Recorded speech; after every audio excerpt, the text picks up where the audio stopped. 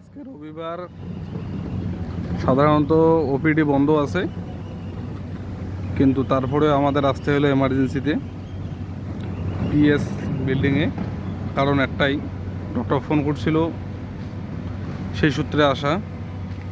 এবং এসে ফাইনালি ডক্টরের সঙ্গে কথা বললাম, যদিও ফেস টু ফেস কথা হয়নি, ফোনে কথা হয়েছিল। কিন্তু আমাকে যে নাম্বার থেকে ফোন করছিল সেই নাম্বারটি ল্যান্ড ফোন নাম্বার ছিল, তাই কল করে কথা বলার কোনো অপশান ছিল না। বাধ্য হয়ে আরএস বিল্ডিং আবার চলে আসলাম।